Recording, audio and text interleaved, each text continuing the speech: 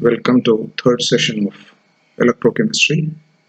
In this session, we'll discuss about the factors affecting the molar conductivity, variation of molar conductivity with dilution, Caulerash's law, and the application of Caulerash's law, and the problem based on this.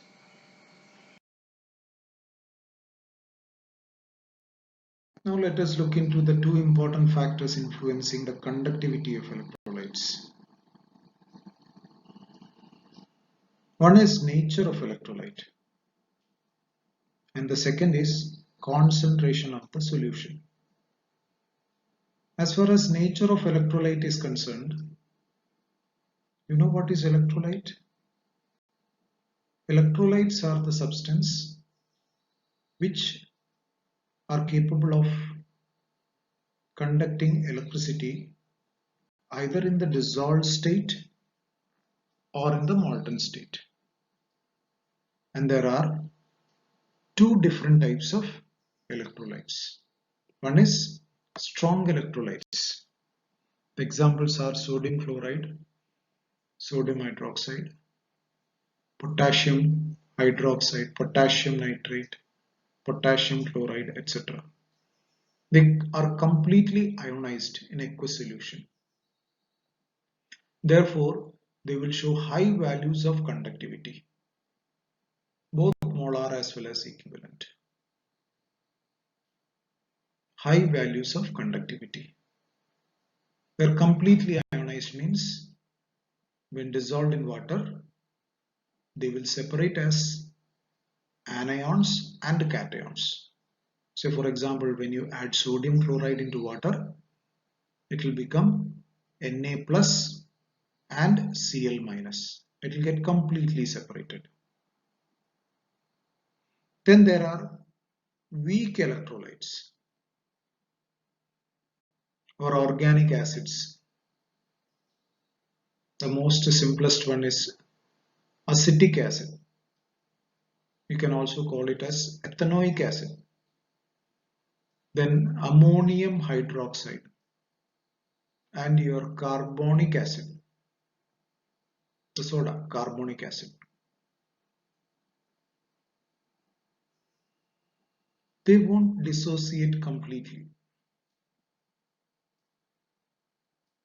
Weak electrolytes do not dissociate completely or ionize completely.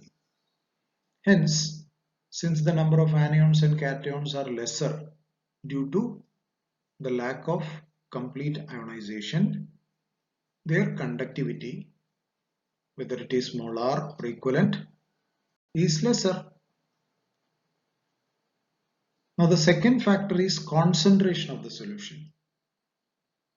Through one of the problem we have understood how the concentration of the solution affect the conductivity. We know that in the case of strong as well as weak electrolyte, with dilution conductivity increases, or with decrease in the concentration the conductivity increases. Molar conductivity or equivalent conductivity increases with dilution, a very important point. In case of strong electrolyte, the increase in the molar conductivity is due to the decrease in inter-ionic attraction. When the concentration is high, the anions and cations are much closer to each other. Therefore, there is inter-ionic interaction. Anion will attract cation. As a result, their movement is reduced. But when you add water or when you dilute the solution, since they become further apart, their ionic mobility increases. Hence, the decrease in concentration increases the conductivity. In case of weak electrolyte, as you increase the dilution, the degree of dissociation increases. That is, the number of ions increases. Greater dissociation or ionization takes place. Actually, degree of dissociation is the amount of substance dissociated divided by the total amount of substance. That is known as degree of dissociation. The fraction of the amount of substance that has dissociated. Say for example, if you have got 10 moles of acetic acid. If you add that 10 moles of acetic acid into water, if only 2 moles dissociate, then the degree of dissociation is 2 by 10. 2 by 10. If you add water into it, then 3 or 4 moles of acetic acid dissociate. Then degree of dissociation will become 4 by 10. That is, when you increase the dilution, degree of dissociation increases. Hence, the number of anions and cations will increase, thereby increasing the conductivity. I hope it is clear.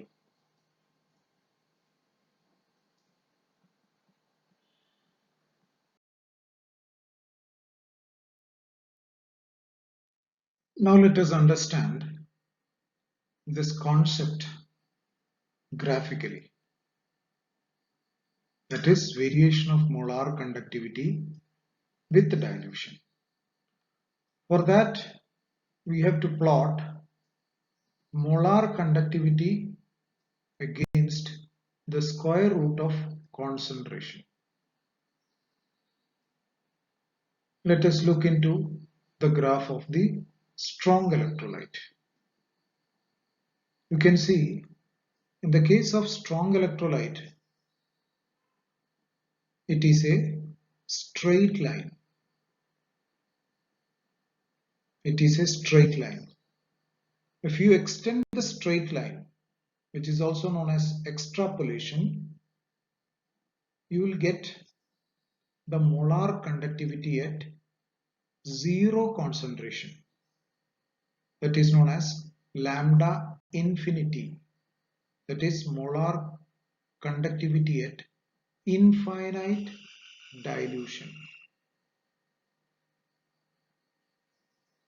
In case of strong electrolyte, since the graph is a straight line, we can extend the graph and calculate lambda infinity. That is the most important point in this. Okay. Now let us look how the weak electrolyte behave. In the case of weak electrolyte, it is a curve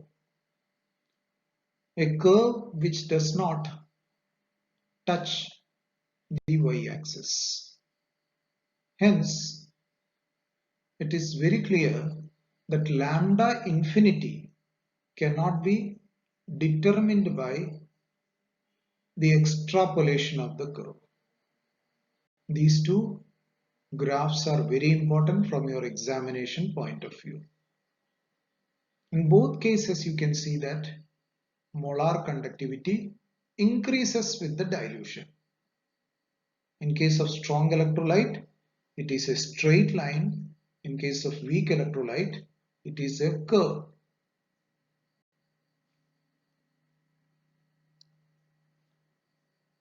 And you can also see that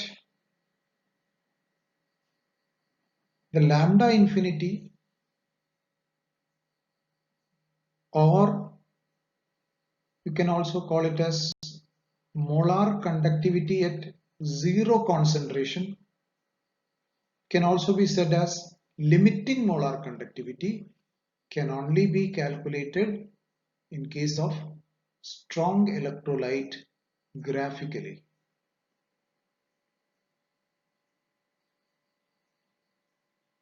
We cannot calculate lambda infinity of weak electrolyte because the graph of the weak electrolyte cannot be extrapolated.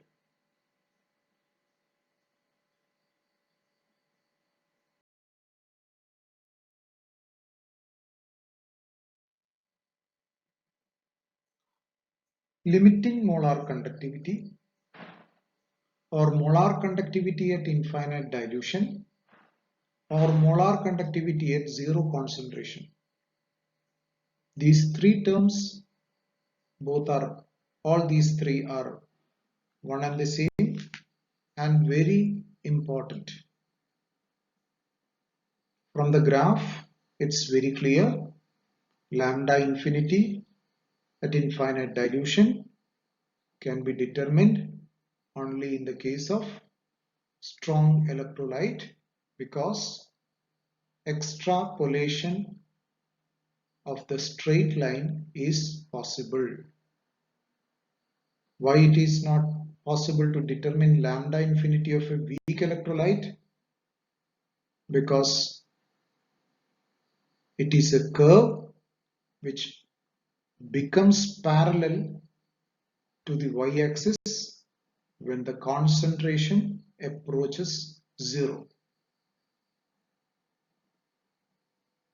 We are again and again emphasizing this point because this is one of the most important points of this topic.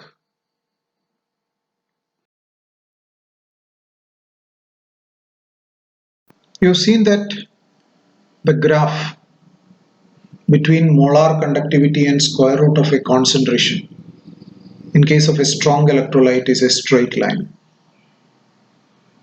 Now, if we try to represent it mathematically, which was actually studied by Debye, Huckel and Onsager, therefore, this relationship between lambda, molar conductivity and square root of concentration is known by their name, which is known as Debye-Huckel-Onsager relationship.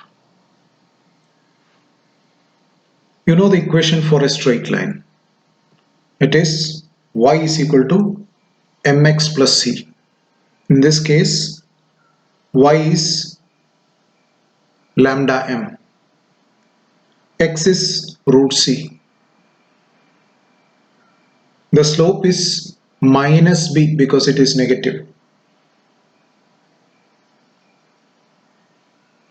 And the intercept on the y-axis when x is equal to 0,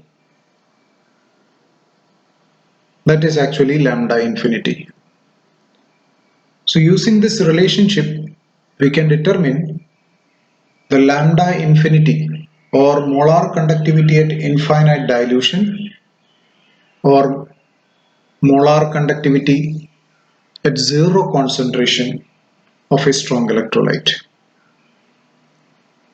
B is actually the slope and it is a constant which depends upon the nature of solvent and temperature.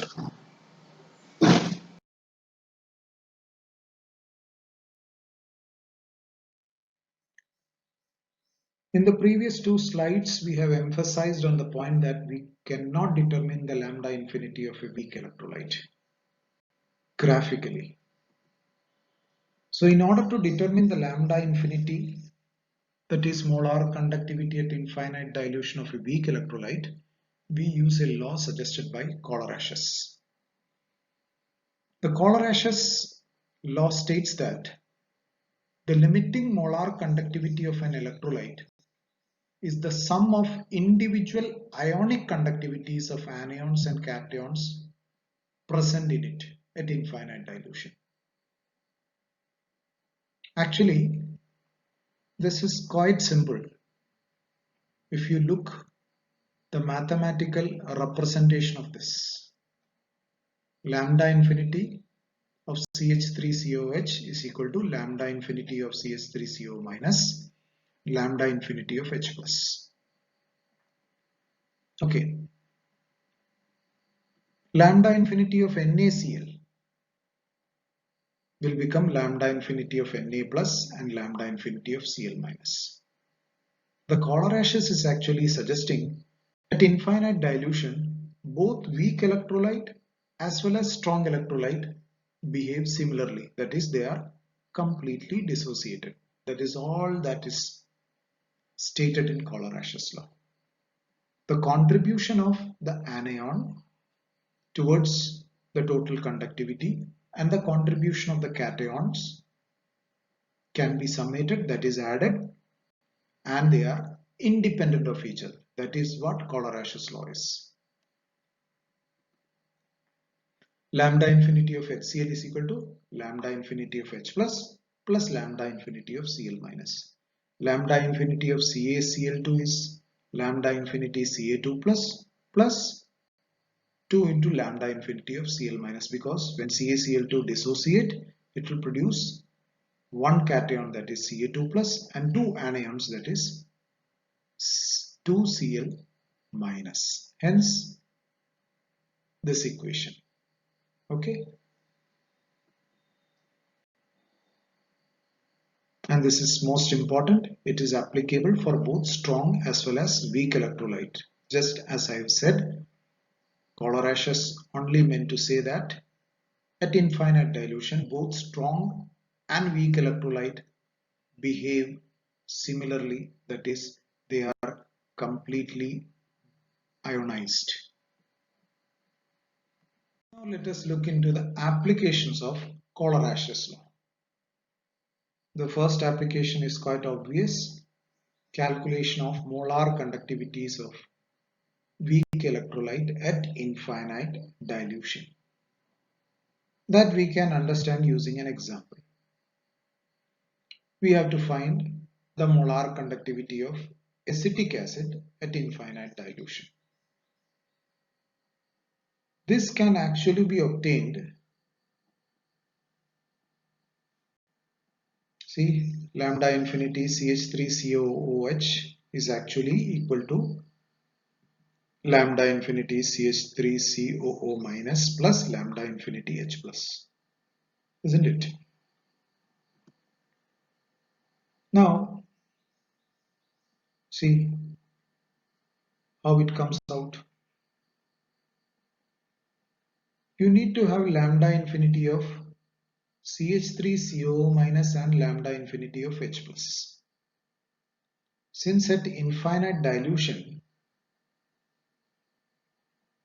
the contributions of anions and cations are independent, we can use this method.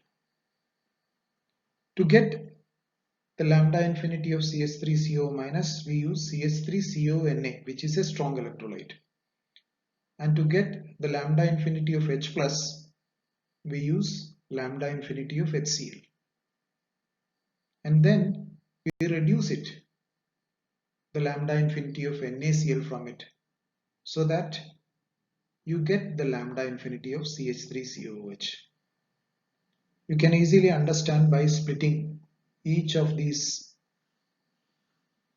electrolytes. See,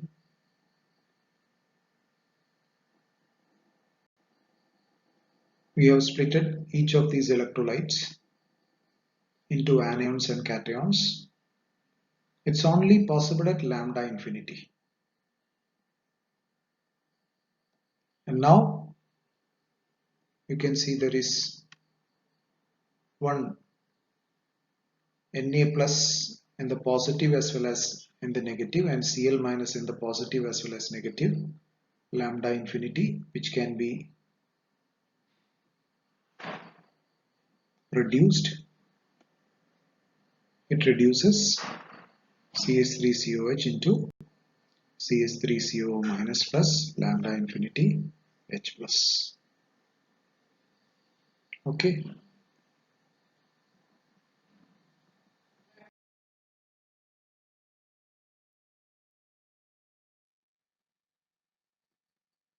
The next application is determination of degree of dissociation of a weak electrolyte. How can we do it?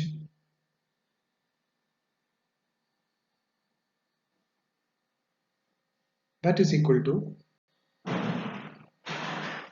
lambda C divided by lambda infinity, where lambda C is the molar conductivity at a given concentration, divided by lambda infinity, that is molar conductivity at infinite dilution. And the third application is determination of dissociation constant of a weak electrolyte.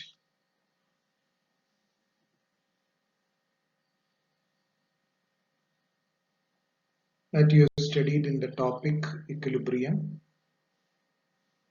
If you know degree of dissociation, from that we can determine dissociation constant of a weak electrolyte Kc. If alpha is the degree of dissociation, then the dissociation constant K is equal to C alpha square divided by 1 minus alpha.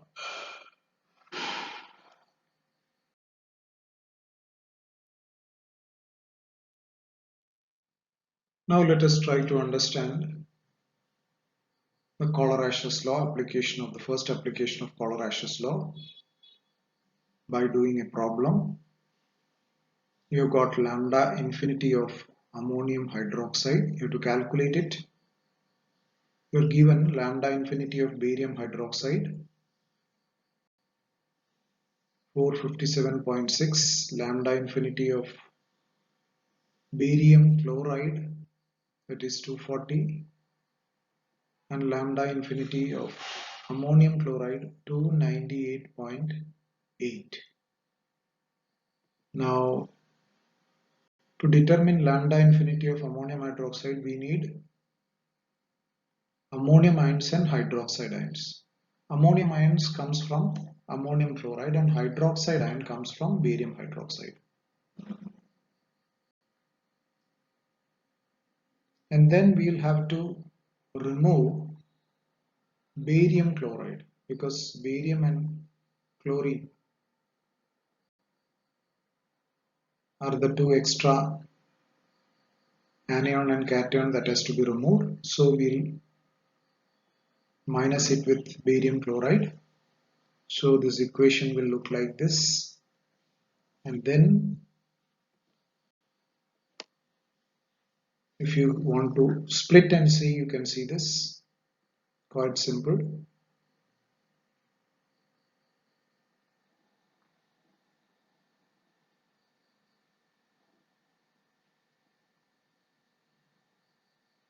We can see which all values can be cancelled. You can see that the value of barium chloride can be cancelled.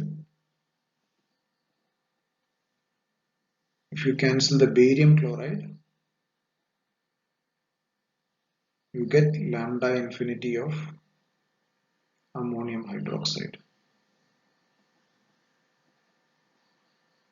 So on substitution,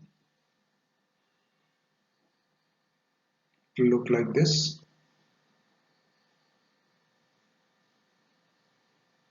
You'll get the value 238.3.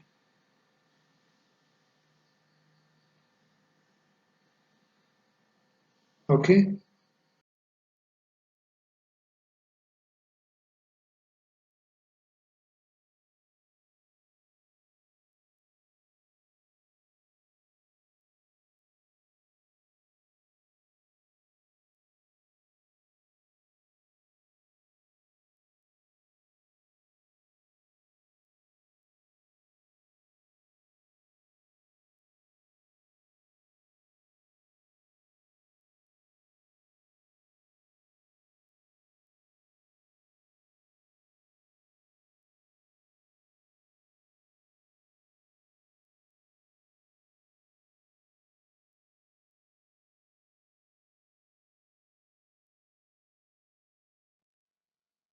Enough for today. Thank you for watching. Still more to come. Till then, keep a positive mind. This is MCS signing off.